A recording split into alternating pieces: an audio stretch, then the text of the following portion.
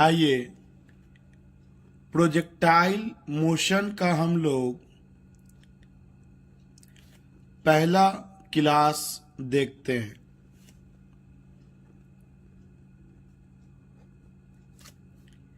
Projectile motion कहते किसे हैं? तो अगर हम लोग एक बॉडी लेंगे, कोई पत्थर ले लिया और इसे u इनिशियल वेलोसिटी से थीटा एंगल पर अगर प्रोजेक्ट करेंगे तो आपका जो इनिशियल वेलोसिटी है वो दो हिस्सा में बटेगा। एक हिस्सा अलोंग द एक्स एक्सिस चला जाएगा और एक हिस्सा हॉरिजॉन्टल वेलोसिटी, एक हिस्सा वेलोसिटी का वर्टिकल में चला जाएगा। जो हिस्सा इनिशियल वेलोसिटी का हॉरिजॉन्टल में जाएगा उसे यूएक्स से इंडिकेट करते हैं। और जैसा कि हम लोग पढ़ चुके हैं कि यूएक्स का वैल्यू यू कॉस थीटा होगा और इसे अगर लैंग्वेज में कहा जाए तो यूएक्स जो है ये हॉरिजॉन्टल कंपोनेंट है of initial velocity. It is the horizontal component of initial velocity. Velocity का दूसरा हिस्सा y एक्सिस में गया है, इसे हम लोग uy से इंडिकेट करते हैं जो कि u साइन थीटा होगा और ये vertical component of initial velocity कहलाता है। ये vertical component of initial velocity कहलाता है। तो इस वेलोसिटी का काम है बॉडी को अलोंग द एक्स एक्सिस ले जाना और इस वेलोसिटी का काम है बॉडी को ऊपर की ओर ले जाना। इस कारण बॉडी जो है ये आगे भी जाएगा और ऊपर भी जाएगा। ये बॉडी तब तक ऊपर जाएगा जब तक ऊपर ले जाने वाला वेलोसिटी जीरो ना हो जाए।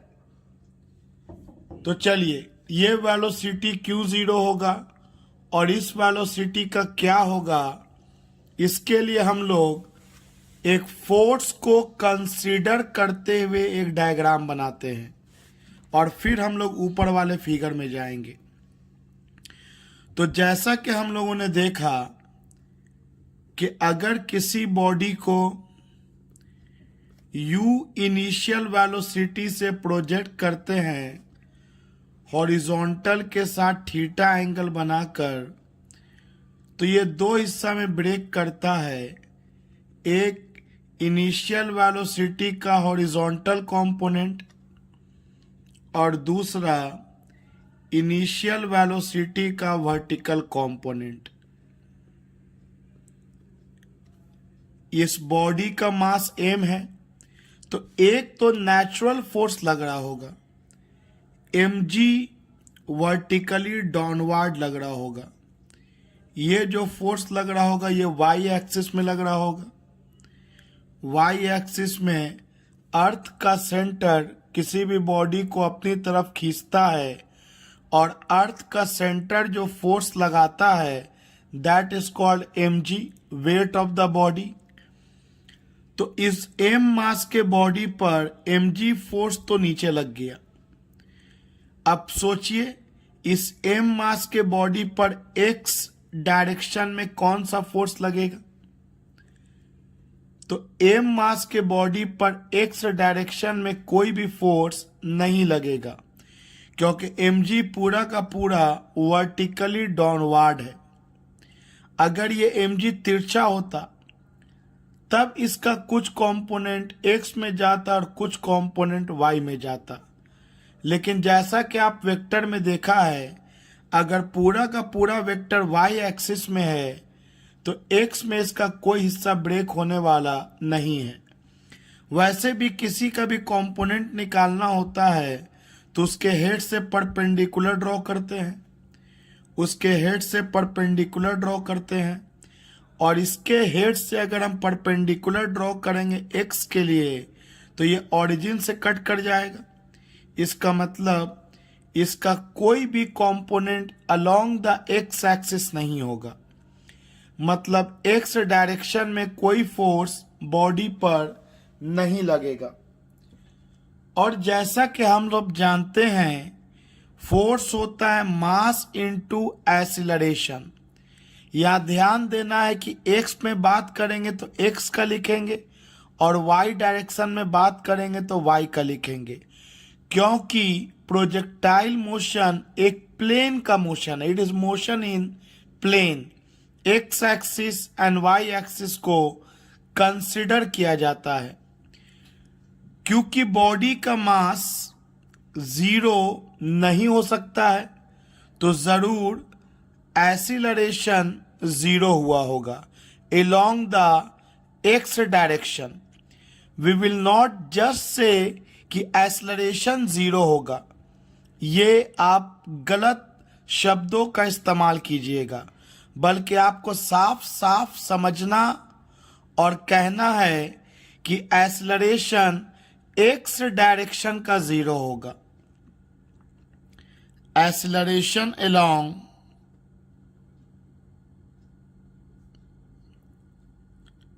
horizontal direction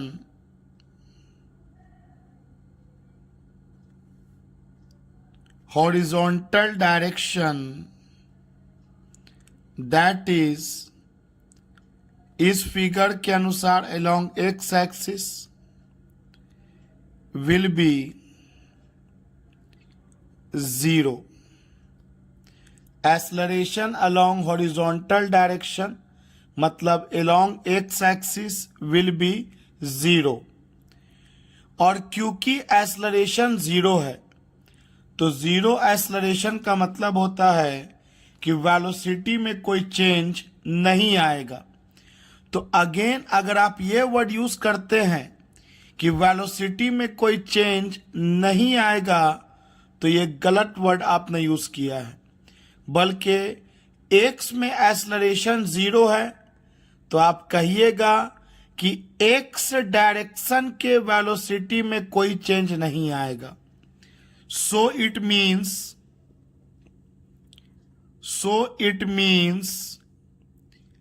there will be no change in velocity along x direction. x direction में वेलोसिटी में किसी तरह का कोई चेंज नहीं आएगा। अगर मैं आपको इसे थोड़ा फॉर्मूला से दिखाऊं तो एक्सेलरेशन आप सब जानते हैं कि final velocity minus initial velocity by time, और क्योंकि आपका एक्सेलरेशन 0 है तो final velocity minus initial velocity along x axis, और टाइम को 0 से मल्टीप्लाई कर देंगे 0 होगा। इससे पता चलता है जो भी इनिशियल वेलोसिटी एक्स डायरेक्शन में होगा, टाइम कुछ भी बीत जाए वही फाइनल वेलोसिटी एक्स डायरेक्शन में बचेगा। तो ये तो हम लोगों ने समझा कि x में कोई फोर्स नहीं होता है तो x में एक्सेलरेशन 0 होता है, जिसके कारण x डायरेक्शन में कोई वेलोसिटी में चेंज नहीं आएगा। अब अगर आप y का बात करते हैं तो जैसा कि हम देख सकते हैं कि y डायरेक्शन में फोर्स लग रहा है, और क्योंकि y डायरेक्शन में फोर्स लग रहा है क्योंकि y डायरेक्शन में फोर्स लग रहा है mg, इसका मतलब कि y डायरेक्शन में एक्सेलरेशन मौजूद रहेगा g के बराबर। ऊपर जाएगा तो -g और नीचे आएगा तो +g। और जैसा कि आप लोगों को मोशन इन वन डायमेंशन में बताया गया है कि 9.8 मीटर पर सेकंड स्क्वायर का मतलब क्या होता है, तो इसका मतलब होता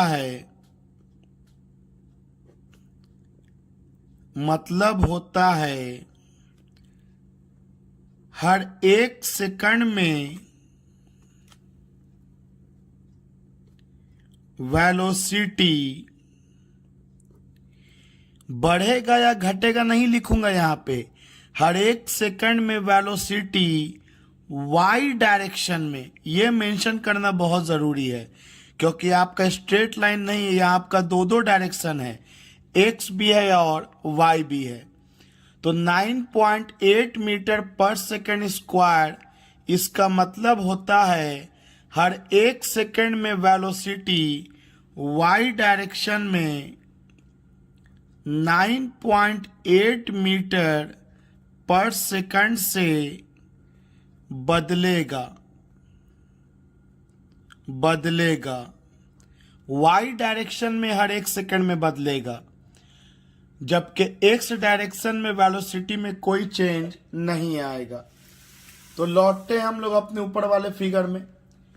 तो किसी बॉडी को अगर हम u वेलोसिटी से थीटा एंगल पर प्रोजेक्ट करते हैं तो जैसा कि हम देख सकते हैं कि इस इनिशियल वेलोसिटी का 2 हिस्सा बच गया, एक हिस्सा अलोंग द हॉरिजॉन्टल डायरेक्शन और एक हिस्सा अलोंग द वर्टिकल डायरेक्शन।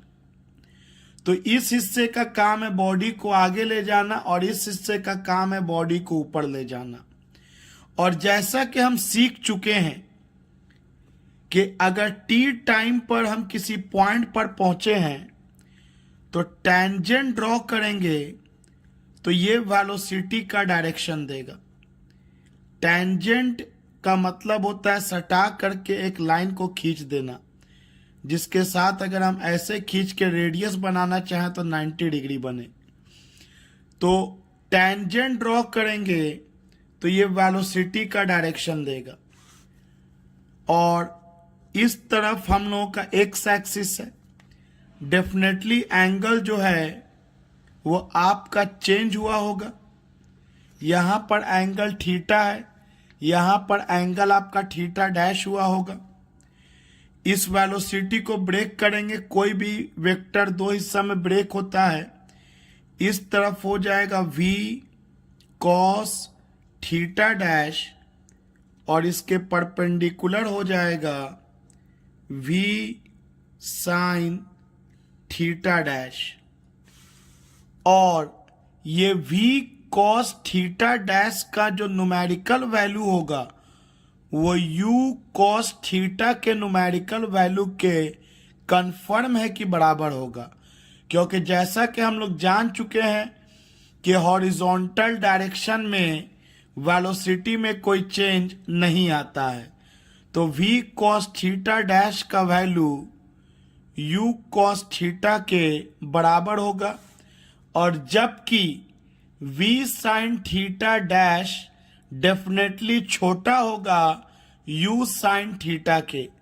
अगर बॉडी को यहां तक आने में 1 सेकंड लगा तो जो भी यहां वेलोसिटी था उसमें यहां 9.8 मीटर पर सेकेंड घट के बचा होगा। अगर 2 सेकंड लगता तो 1 सेकंड में y में 9.8 घटेगा, तो 2 सेकंड के बाद y में 9.8 इंटू 2 घट जाएगा। इस तरह से हम लोग y डायरेक्शन का वेलोसिटी अगर पता कर लिया और x का तो हमें पता ही है, तो ये जो है वो रिजल्टेंट का काम कर रहा है। और आप सबको पता है कि रिजल्टेंट वेलोसिटी जो होता है वो अंडर रूट x कॉम्पोनेंट और y कॉम्पोनेंट के अंडर रूट का स्क्वायर होता है। तो एक्चुअली में ये वेलोसिटी v का x कंपोनेंट है और ये वेलोसिटी v का y कंपोनेंट है और रिजल्टेंट वेलोसिटी हो जाएगा x कंपोनेंट का स्क्वायर प्लस y कंपोनेंट का स्क्वायर। तो ये बॉडी को ये वाला वेलोसिटी आगे ले जाएगा बिना इसके न्यूमेरिकल वैल्यू में चेंज होते हुए और ये वाला वेलोसिटी बॉडी को ऊपर ले जाएगा और इस वेलोसिटी में टाइम के साथ गिरावट आ रहा है। तो एक ऐसा वक्त आएगा कि जब वेलोसिटी y में जीरो हो जाएगा। ये टर्म नहीं यूज करेंगे कि वेलोसिटी जीरो हो जाएगा, क्योंकि वेलोसिटी का मतलब होता है x और y दोनों का वेक्टर सम। और जैसा कि हम जान चुके हैं कि x में तो कभी वेलोसिटी घटेगा ही नहीं, तो y भले घट के जीरो हो जाए, x में तो वेलोसिटी नन जीरो होगा। तो वेलोसिटी कभी भी प्रोजेक्टाइल में किसी भी पॉइंट पर जीरो होने वाला नहीं है। हाँ, y डायरेक्शन में वेलोसिटी जरूर प्रोजेक्टाइल में जीरो हो जाएगा और जब y डायरेक्शन में वेलोसिटी जीरो हो जाएगा तो बॉडी और ऊपर नहीं जाएगा। लेकिन क्योंकि x डायरेक्शन में अभी भी वेलोसिटी मौजूद है, x डायरेक्शन में अभी भी वेलोसिटी मौजूद है, मान लेते हैं जब ये टॉप पर पहुंचा तो x डायरेक्शन में इसके पास वेलोसिटी है v डैश और आपको पता है कि v डैश फिर अगेन किसके बराबर होगा, न्यूमेरिकली u cos थीटा के बराबर होगा। और क्योंकि भले y में जीरो है और v dash not equal to zero, तो ये बॉडी इसके कारण आगे बढ़ेगा। लेकिन जैसा कि हम सब जान रहे हैं कि mg तो भाई लगातार नीचे काम कर रहा है, तो ये u cos थीटा वाला हिस्सा इसको आगे ले जाना चाहेगा और mg इसको नीचे ले जाना चाहेगा। तो इस तरह से अगेन ये नीचे आएगा और आगे भी बढ़ेगा और इस तरह से बॉडी फिर जमीन पर पहुंच जाएगा।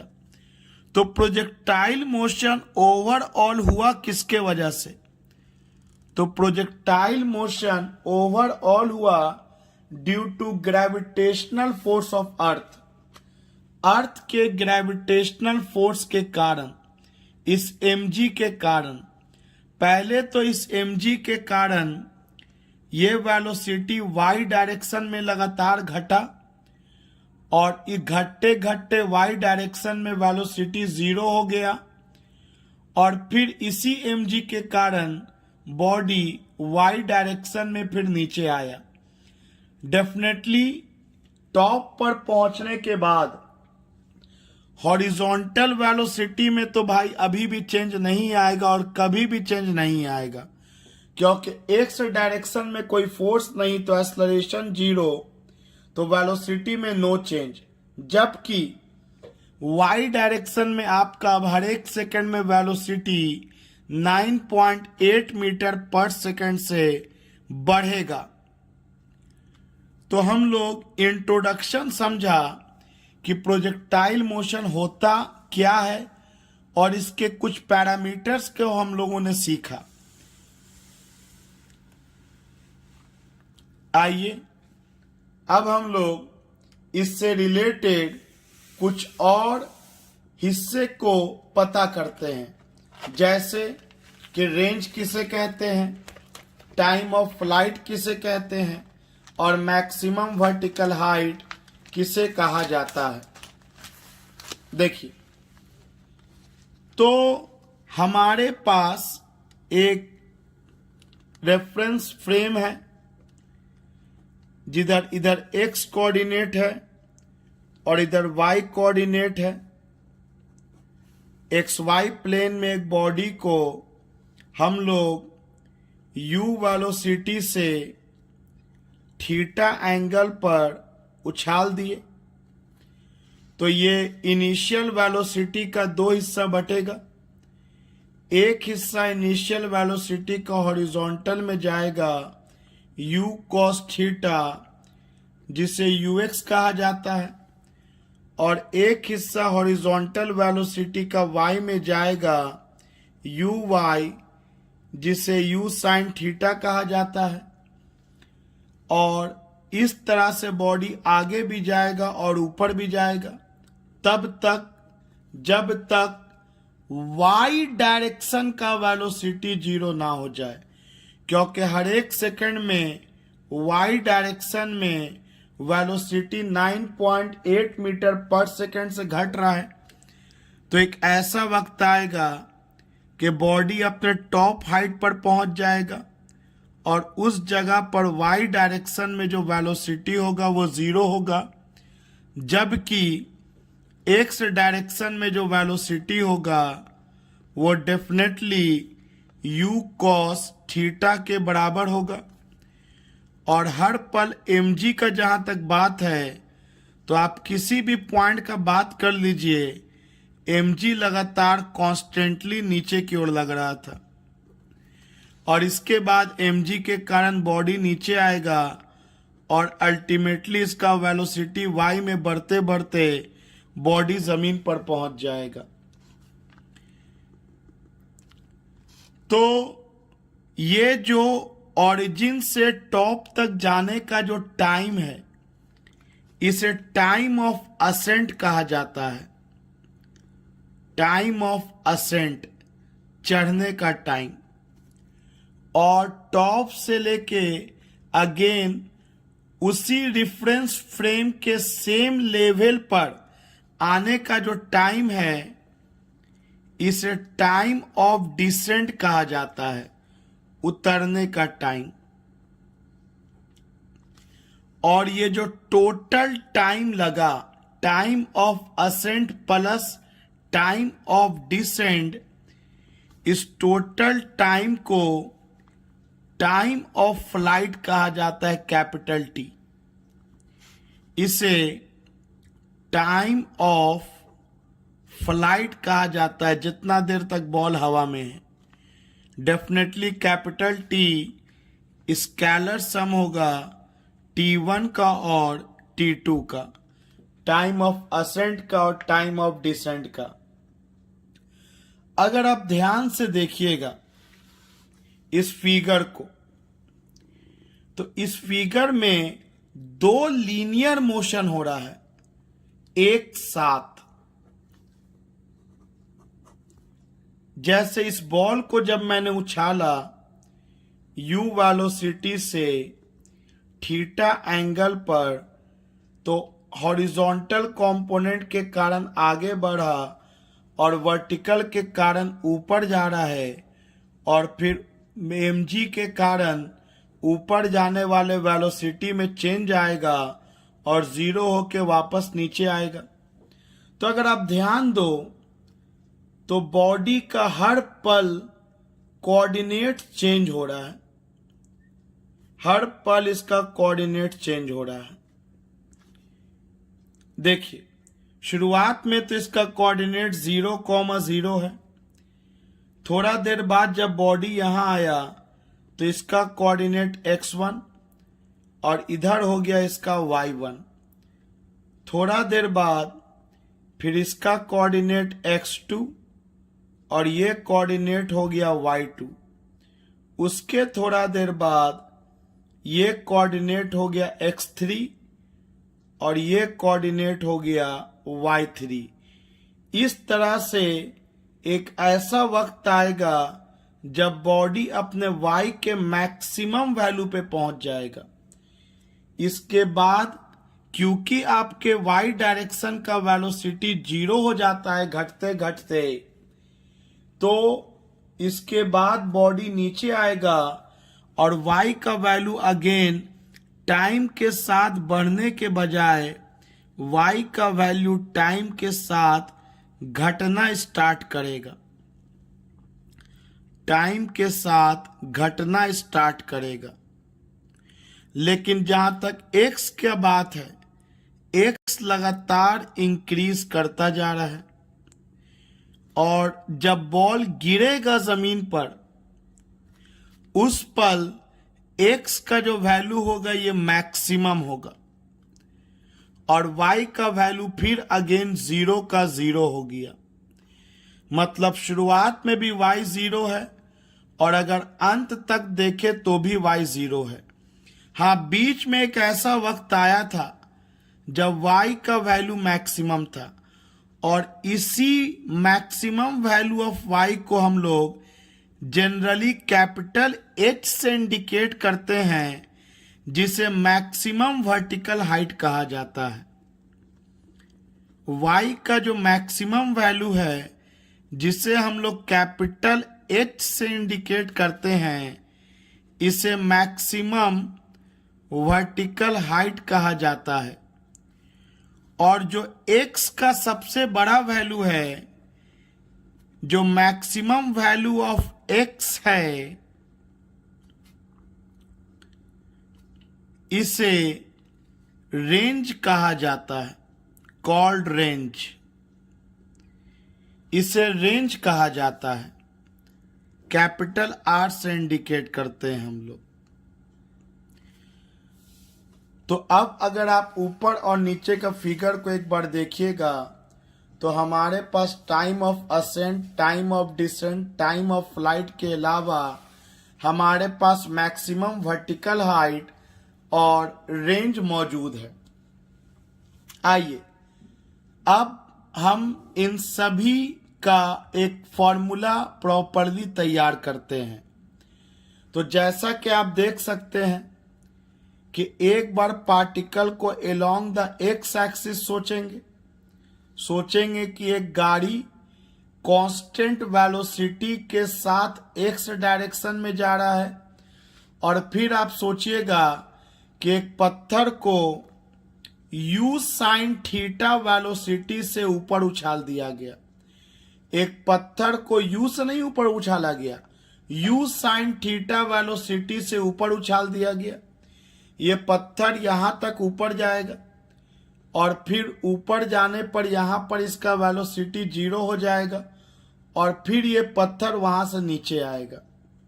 अगर मैं आपसे बोलूं कि इसको आगे ले जाने वाला कौन है, कौन सा फोर्स, तो आप सबको पता है कोई फोर्स नहीं है, ये इसका वेलोसिटी है u cos थीटा जो आगे ले जा रहा है। और न्यूटन्स का फर्स्ट लॉ कहता है कि अगर बॉडी पर बाहर से कोई फोर्स ना लगाया जाए तो बॉडी अगर रेस्ट में है तो रेस्ट में रहेगा, और बॉडी के पास अगर कोई वेलोसिटी है तो बॉडी उसी वेलोसिटी से आगे जाता रहेगा।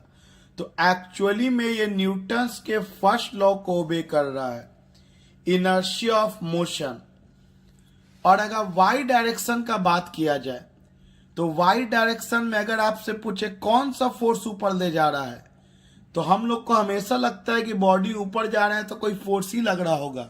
बिल्कुल नहीं, आप तो उछाल दिए, उछालने के बाद आप छोड़ चुके, अब आपका कोई रिलेशन बॉल के साथ नहीं है, तो इसको कोई फोर्स ऊपर नहीं ले जा रहा है, बल्कि ये जो u साइन थीटा है, ये जो वेलोसिटी है, वेलोसिटी के कारण जो काइनेटिक एनर्जी है, इस काइनेटिक एनर्जी के कारण बॉडी ऊपर जा रहा है, और तब तक ऊपर जाएगा जब तक वेलोसिटी 0 ना हो जाए, यानी इसके अंदर का काइनेटिक एनर्जी 0 ना हो जाए।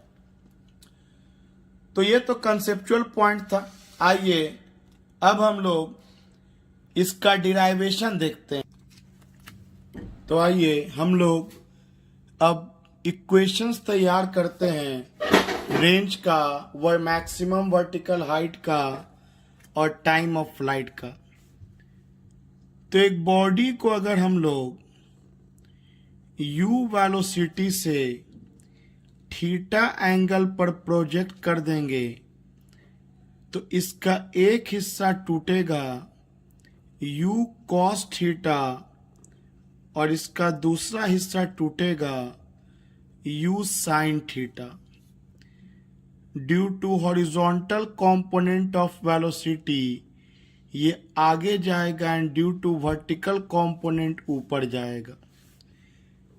और एक ऐसा वक्त आएगा क्योंकि y हिस्सा में वेलोसिटी में चेंज हो रहा है y के डायरेक्शन में, तो टॉप पर वेलोसिटी 0 हो जाएगा, जबकि एक्स में वेलोसिटी में तो कोई चेंज नहीं होगा क्योंकि कोई फोर्स नहीं लग रहा है।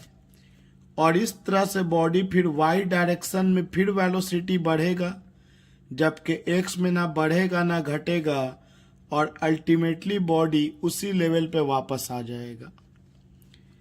तो इस पॉइंट का नाम चलिए ए दे दिया मैंने, इस पॉइंट का नाम चलिए बी दे दिया मैंने, और इस पॉइंट का नाम सी दे दिया मैंने। बॉडी जिस एंगल से फेंका है उसी एंगल से गिरेगा और उसी वेलोसिटी से गिरेगा। मतलब ये वेलोसिटी जमीन से टकराने के जस्ट पहले का है।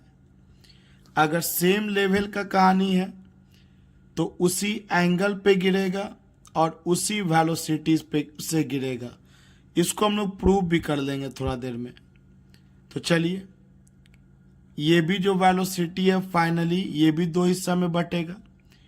इधर का तो भाई वेलोसिटी वही के वही रहेगा, u cos थीटा, और ये मैं प्रूफ करूंगा ये u sin थीटा।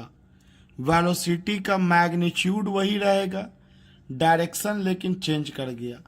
जब ये जा रहा था, जब फेंका था तो इसका डायरेक्शन प्लस जे कैप था, और जब ये जमीन पर पहुंचा तो माइनस जे कैप है। चलिए पहले हम लोग निकालते हैं टाइम ऑफ असेंट। आइए, तो टाइम ऑफ असेंट निकालने के लिए बात करना होगा हमें ए से लेकर के बी तक का। तो लिख लिया जाए फ्रॉम ए टू बी। ये हम लोगों ने खुद को क्लियर कर लिया कहां से कहां का बात कर रहे हैं। इसके बाद दो एक्सिस है मेरे पास, या तो अलोंग द हॉरिजॉन्टल डायरेक्शन का बात कीजिए या अलोंग द वर्टिकल डायरेक्शन का बात कीजिए। तो चलिए टाइम ऑफ असेंट निकालने के लिए मैं बात करता हूं टेकिंग वर्टिकल कंडीशन। जैसा ही ये बात लिखाता है टेकिंग वर्टिकल कंडीशन, तो सब कुछ अब वाई डायरेक्शन के बारे में ही सोचना है। चलिए, हमारे पास 3 फॉर्मूला होता है, उनमें से एक अप्लाई किया जाए। v is equal to you plus A t, इसको यूज करने जा रहे हैं, यूजिंग।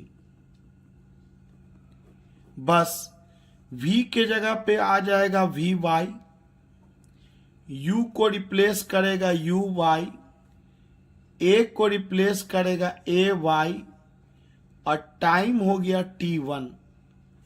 देखिए a से लेके b तक का बात कर रहे हैं, तो u को रिप्लेस किया यू वाई मतलब इनिशियल वेलोसिटी y डायरेक्शन में,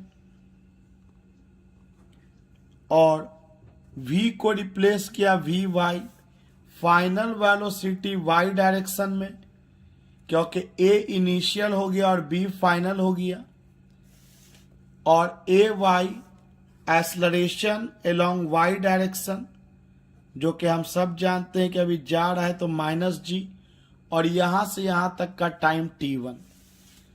तो चलिए वैल्यू डाला जाए, तो वी वाई के जगह पे 0 हो जाएगा, यू वाई का मतलब हो गया इनिशियल वेलोसिटी y में u साइन थीटा, और एक्सलरेशन y डायरेक्शन में माइनस जी, और टाइम ऑफ असेंट हो गया t1। तो जी t1 को इधर ले आया जाए, तो g t1 equal to you sine theta, तो t1 हो गया u sine theta by g. इस तरह से हम लोगों का निकला टाइम ऑफ असेंट। आइए अब अगर हम लोग टाइम ऑफ डिसेंट का बात करते हैं, टाइम ऑफ डिसेंट का बात करते हैं, तो उसके लिए हमें बात करना होगा B टू C का। तो सबसे पहले इसको मेंशन कर लिया जाए कहां से कहां तक का बात कर रहे हैं। तो फ्रॉम B टू सी। इसके लिए भी चलिए हम लोग टेकिंग वर्टिकल कंडीशन ही लिया जाए, टेकिंग वर्टिकल कंडीशन। आइए यूज किया जाए फिर वही formula v equal to you plus A T. तो V Y U Y A Y और टाइम हो जाएगा b से c तक का जो कि t2 है। तो वी वाई का मतलब याद रखिएगा, वी वाई का मतलब फाइनल वेलोसिटी y डायरेक्शन में, और फाइनल c हो गया और इस बार इनिशियल b हो गया। पिछली बार b फाइनल था, इस बार b टू c में b इनिशियल का काम करेगा और c फाइनल का काम करेगा। तो फाइनल वेलोसिटी y डायरेक्शन में क्या होगा?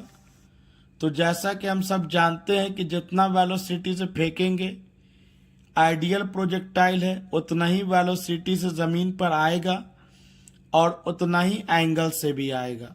यह हम लोगों ने मोशन इन वन डायमेंशन में प्रूफ किया था कि जिस वेलोसिटी से बॉडी को ऊपर जाता है, जब ये वापस ज़मीन पर आता है तो उसी वेलोसिटी से ज़मीन पर आता है, बस डायरेक्शन चेंज हो जाएगा। तो आपसे अगर कोई ये पूछे क्या वाई डायरेक्शन में वेलोसिटी चेंज हुआ, तो आप कहिएगा हाँ, क्योंकि वेलोसिटी में मैग्नीट्यूड के साथ साथ डायरेक्शन भी देखते हैं। लेकिन कोई ये पूछे कि क्या वाई डायरेक्शन में स्पीड चेंज हुआ, इनिशियल और फाइनल को कंपेयर करें तो स्पीड में कोई चेंज नहीं हुआ। और जहां तक हर पल का बात है तो हर पल तो भाई वाई में वेलोसिटी चेंज कर ही रहा है, मैग्नीट्यूड भी और डायरेक्शन भी। तो फाइनल वेलोसिटी हम लोग सी पर देखेंगे। तो सी पर फाइनल वेलोसिटी मेरा यू साइन थीटा है, जैसा कि आप देख सकते हैं। और इनिशियल वेलोसिटी वाई डायरेक्शन में इस बार जो वहाँ वी वाई है उसी वी वाई का काम यहाँ यू वाई कर रहा है, जो कि 0 होगा। और क्योंकि ये नीचे उतर रहा है तो अबकी में हर एक सेकंड में वेलोसिटी वाई डायरेक्शन में 9.8 से बढ़ेगा, तो प्लस जी होगा और टाइम हो जाएगा t2। तो जैसा कि हम लोगों ने अनुमान लगाया था कि जितना टाइम ऑफ असेंट होगा उतना ही टाइम ऑफ डिसेंट भी होगा। अब टोटल टाइम अगर निकाला जाए, टाइम ऑफ फ्लाइट अगर निकाला जाए, टाइम ऑफ फ्लाइट, तो टाइम ऑफ फ्लाइट हो जाता है t1 plus t2। Air friction याद रखिएगा कि नेग्लिजिबल लेके चल रहे हैं। एयर फ्रिक्शन का कहानी हम लोग न्यूटन्स लॉ में सीखेंगे। तो t1 हो गया मेरा u साइन थीटा बाई जी और t2 भी मेरा हो गया u साइन थीटा बाई जी।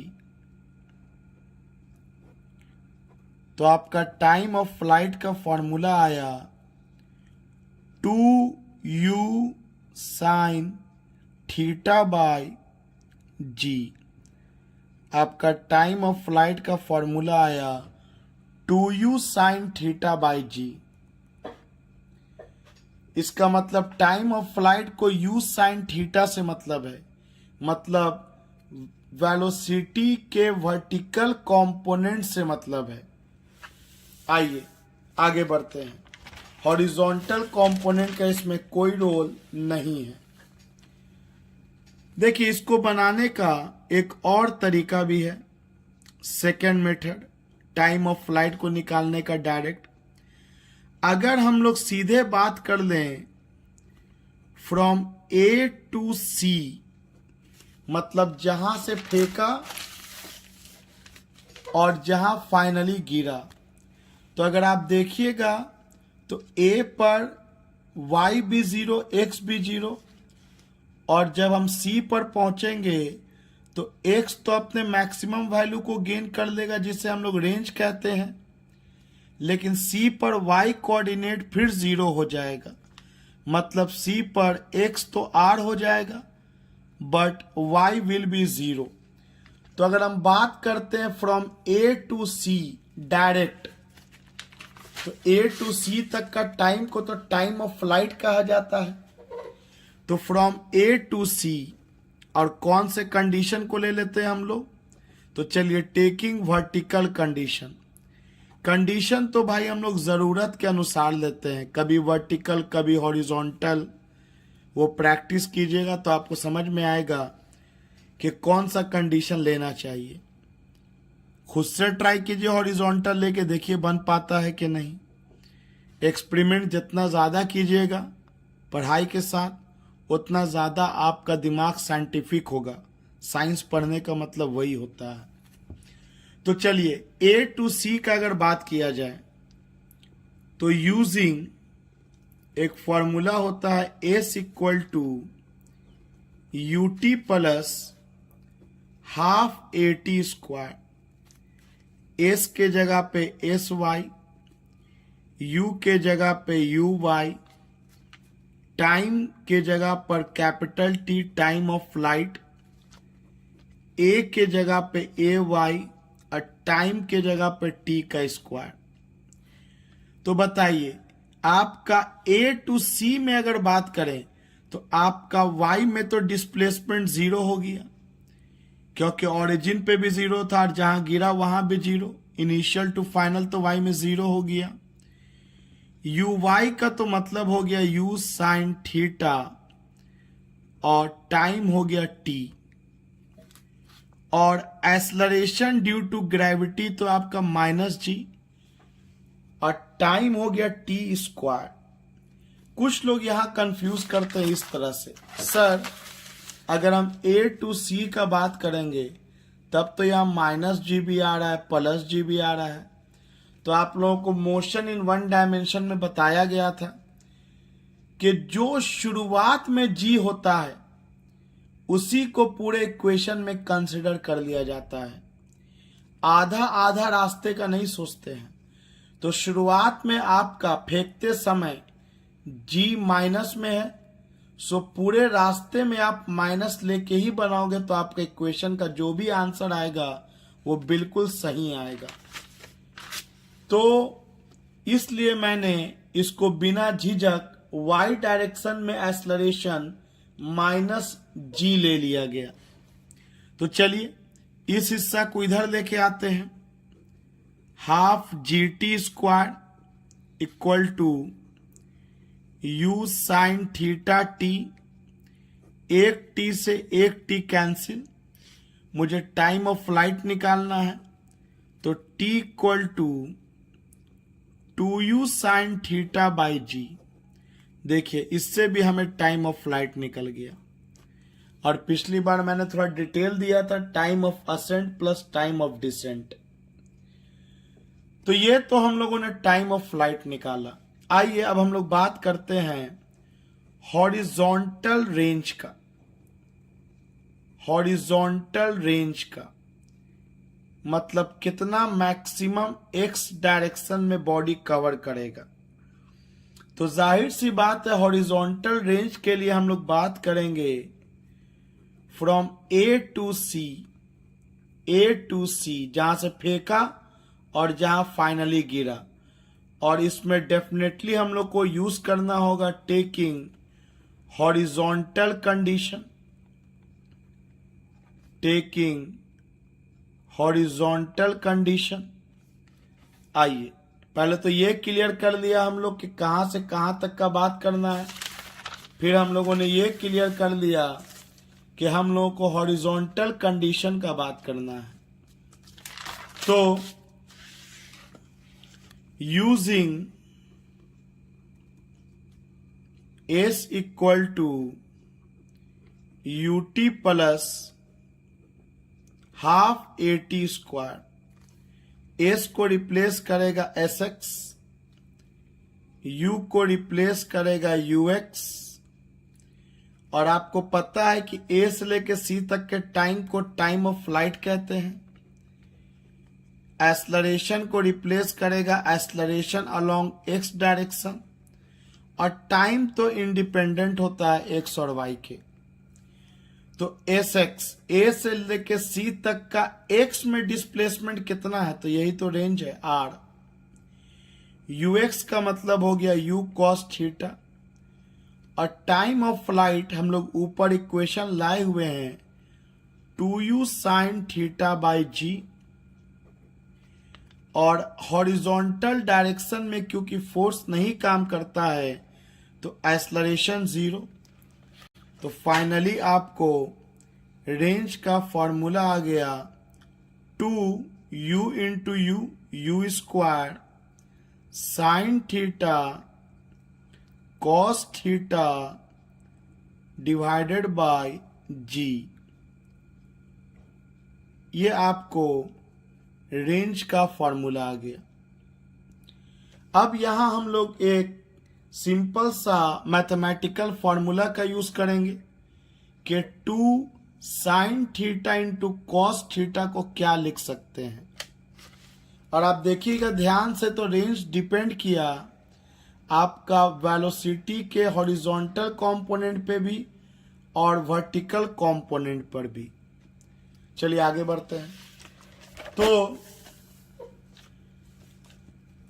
एक फॉर्मूला होता है मैथमेटिक्स का 2 साइन थीटा कॉस थीटा को लिखा जा सकता है साइन 2 थीटा। खासकर जिन लोगों का बायोलॉजी स्ट्रीम है तो वो लोग क्या करें, एक तो फॉर्मूला याद करना है, और वैसे सेटिस्फैक्शन फील करने के लिए या चीजों को बेहतर ढंग से याद रखने के लिए अपने मन से कोई भी एंगल डाल दो यहां, और देखो कि दोनों तरफ सेम आना चाहिए। सेम आता है तो आपको समझ में आ जाएगा कि आपने सही फॉर्मूला लिखा। एज फॉर एग्जाम्पल, अगर मैं थीटा का वैल्यू 30 डिग्री लेके इसको सॉल्व करूं तो आप देखिए 2 sine 30 degree cos 30 degree sine 2 into 30 degree. तो साइन 30 तो 1/2 होता है, कॉस 30 √3/2, और ये साइन 60 डिग्री होता है √3/2। तो देखिए दोनों तरफ सेम रिजल्ट आया। सेम रिजल्ट आने का मतलब हुआ कि मैं इसको इससे रिप्लेस कर सकता हूं। आप 60 भी लेके बनाओगे सेम आएगा, 90 भी लेके बनाओगे सेम आएगा, कोई भी एंगल लेके बनाओगे हमेशा LHS और RHS बराबर आएगा। तब तो ये फॉर्मूला है। सो हम लोगों के पास पीछे रेंज निकला हुआ है u square 2 sine theta cos theta by G. तो हम लोग इसे 2 साइन थीटा कॉस थीटा को रिप्लेस कर सकते हैं u square sine 2 theta by G. तो रेंज का ये भी फॉर्मूला है, ये भी उतना ही सही है जितना ये सही है। चलिए, ये सब टिपिकल फॉर्मूला है। जब कैलकुलेशन पे आएंगे तो और भी डिफरेंट फॉर्म्स आपको दिखाई देंगे। तो तीसरे पे आते हैं हम लोग maximum vertical height. Maximum vertical height, Y direction में कितना मैक्सिमम गया था बॉल। तो अगर आप फिगर देखिए एक बार, तो आपका वाई डायरेक्शन का maximum vertical height B point पर है।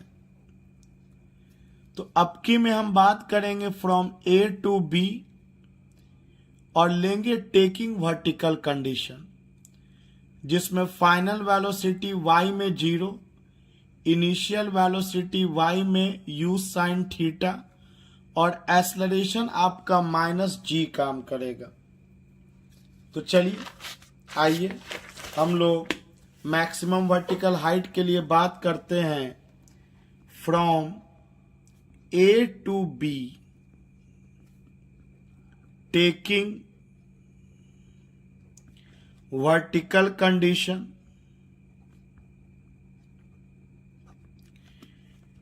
using v square equal to u square plus 2as, तो v को रिप्लेस करेगा vy स्क्वायर, u को रिप्लेस करेगा uy स्क्वायर, a को रिप्लेस करेगा एक्सेलरेशन इन y, s को रिप्लेस करेगा डिस्प्लेसमेंट इन y।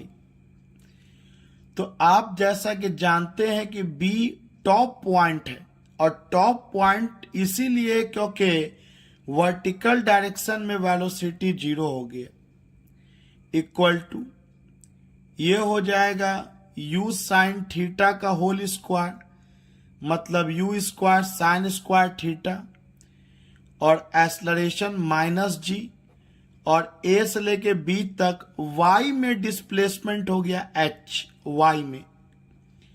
तो ये 2gh को अगर मैं इधर ले आऊं तो 2gh equal to u square sine square theta.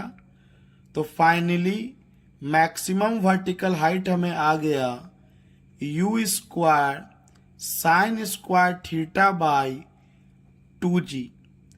ये आपका y मैक्सिमम वर्टिकल हाइट का फॉर्मूला आ गया, u square sine square theta by 2g। चलिए इस फॉर्मूला को हम लोग और भी एक मेथड से सोच सकते हैं। सोचवाने का सिर्फ मकसद ये है कि आप ज्यादा से ज्यादा कैलकुलेशन का प्रैक्टिस करें। आइए सेकंड मेथड h निकालने के लिए, और अगर मैं बात करूं अगेन a टू b का और taking vertical condition, taking vertical condition, taking vertical condition, तो चलिए एक और फॉर्मूला होता है s equal to u t plus half a t square. तो s को रिप्लेस करेगा sy, u को रिप्लेस करेगा uy, टाइम लेंगे a से लेके b तक का जो t1 है टाइम ऑफ असेंट, a को रिप्लेस करेगा ay, और टाइम a से लेके b तक का टाइम ऑफ असेंट का स्क्वायर। तो आपका y डायरेक्शन में a से लेके b तक में डिस्प्लेसमेंट h, uy का वैल्यू u साइन थीटा, और टाइम ऑफ असेंट हम लोग निकाल चुके हैं u sine theta by g। और क्योंकि एक्सेलरेशन आपका माइनस जी वाई में काम कर रहा है, और t1 हो जाएगा u square sine square theta by G का स्क्वायर। एक जी से एक जी कैंसिल हो गया, तो ये कॉमन निकाला जाए, तो कॉमन हो जाएगा u square sine square theta by g, bracket में 1 माइनस 1 बाई 2, तो 1 माइनस 1 बाई 2 1 बाई 2 बच जाएगा, एक में आधा जाएगा आधा बचेगा, तो u square sine square theta by 2g, ये 1 बाई 2 बचेगा, तो मैंने वहां 2 को नीचे लिख दिया। ये आपको मैक्सिमम वर्टिकल हाइट का अगेन फॉर्मूला निकल गया। आइए अब हम लोग प्रोजेक्टाइल में इक्वेशन ऑफ ट्राइजेक्टोरी को सीखते हैं, इक्वेशन ऑफ ट्राइजेक्टोरी को सीखते हैं। Equation of trajectory path, trajectory path. देखिए इक्वेशन ऑफ ट्राइजेक्टरी पाथ का मतलब क्या हुआ। आपका जो प्रोजेक्टाइल पार्टिकल है ये due to acceleration due to gravity, earth के फोर्स के कारण इसका मोशन हो रहा है, और इसके पास एक्स कोऑर्डिनेट भी है और वाई कोऑर्डिनेट भी है। एक्स कोऑर्डिनेट भी है और वाई कोऑर्डिनेट भी है। इसको यू वेलोसिटी से हम लोग प्रोजेक्ट किए थीटा एंगल के साथ। मान लीजिए किसी पल बॉडी यहां पर पहुंचा या यहां पर या कहीं पर भी, मान लीजिए इस पॉइंट का नाम P, तो इस P के पास दो कोऑर्डिनेट है, इस P के पास x भी है और इस P के पास y भी है। एक जनरल नाम ले लिया हम लोग, तो इसके कोऑर्डिनेट को लिखेंगे हम लोग x, y। इसी x और y में रिलेशन निकालने को इक्वेशन ऑफ ट्राइजेक्टोरी कहा जाता है। तो x निकालने के लिए हम लोग अलोंग हॉरिजॉन्टल कंडीशन का बात करेंगे और y निकालने के लिए अलोंग वर्टिकल कंडीशन का बात करेंगे। और टाइम तो फैक्टर है जो दोनों में कॉमन होगा। अगर आप एक घड़ी को उछाल दीजिएगा तो अगर घड़ी में यहां से यहां तक आते अगर 2 सेकंड बीता है तो इसी 2 सेकंड में यह x में भी गया और इसी 2 सेकंड में यह y में भी गया। तो u दो हिस्सा में ब्रेक करेगा, जैसा कि हम लोग जानते हैं। एक हिस्सा u cos थीटा और एक हिस्सा u sin थीटा, जिसको uy और ux के नाम से जाना जाता है। तो चलिए बात किया जाए A to P का, taking horizontal condition. Horizontal condition एक फॉर्मूला होता है using S equal to ut plus half AT square. S को रिप्लेस करेगा SX, U को रिप्लेस करेगा UX और टाइम तो वहां तक का T लिया है हमने। A को रिप्लेस करेगा AX और टाइम तो हमने T लिया है। तो SX के जगह पे क्या आ जाएगा X, मतलब displacement along X direction X हो जाएगा। और इनिशियल वेलोसिटी X में कितना है तो U cos थीटा, वहां तक पहुंचने का टाइम T। और X डायरेक्शन में again as we know acceleration is 0 as no force acts along the X direction. So we have got X equal to U cos theta into T। अगर मैं इसको T में convert करूं तो T equal to X upon U cos theta. चलिए, ये time एक common factor है x और y में, तो मैंने एक इक्वेशन इसका तैयार कर लिया। अब सिमिलरली सेम चीज को दोहराइए y डायरेक्शन के लिए। A टू P ही का बात करेंगे, लेकिन टेकिंग वर्टिकल कंडीशन लेके बात करेंगे। तो S के जगह पे SY, U के जगह पे UY, टाइम तो T ही रहेगा और A के जगह पे AY आ जाएगा। तो चलिए अब हम लोग अगेन बात किया जाए फ्रॉम A टू P। तो हॉरिजॉन्टल डायरेक्शन का हम लोग कंडीशन ले चुके हैं। अब हम लोग A टू P का ही बात करेंगे और टेकिंग वर्टिकल कंडीशन। फॉर्मूला आपको पता है S equal to ut plus half AT square. S के जगह पे SY, U के जगह पे UY, टाइम तो T ही हो जाएगा, एक्सेलरेशन AY और T का स्क्वायर। तो y में डिस्प्लेसमेंट कितना है तो y दिया है as given in the figure. uy का मतलब इनिशियल वेलोसिटी y में u sin थीटा t और एक्सेलरेशन y में माइनस g और टाइम t स्क्वायर। तो ये कंडीशन आपको y का निकल गया। x का निकला था u cos theta into T और y का निकला है u sin theta T minus half G T square. इसके अलावा हम लोग पीछे निकाल के इक्वेशन 1 में रखे हुए हैं कि t equal to x by u cos theta. तो इसको अगर हम y के इक्वेशन में डाल देंगे तो हमें मिलेगा u sin theta x by u cos theta minus half g x square by u square cos square theta. u से u कैंसिल, तो y इक्वल टू हमें मिला sine by cos tan theta. तो x tan theta minus half g x square by u square cos square theta. और कभी कभी cos square theta को ऊपर में सेक स्क्वायर थीटा भी लिख देता है।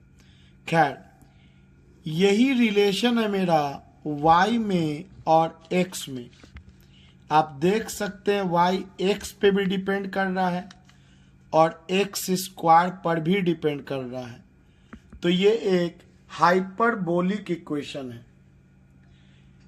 तो प्रोजेक्टाइल का मोशन जो है ये हाइपरबोलिक मोशन है और इसी को हम लोग इक्वेशन ऑफ ट्राइजेक्टोरी कहते हैं। अगला सेकेंड क्लास जो प्रोजेक्टाइल का मोशन हम लोग देखेंगे, तो आज जो भी पढ़ा है उसका एप्लीकेशन देखेंगे और उसके ऊपर बेस्ड न्यूमेरिकल देखेंगे। Thank you.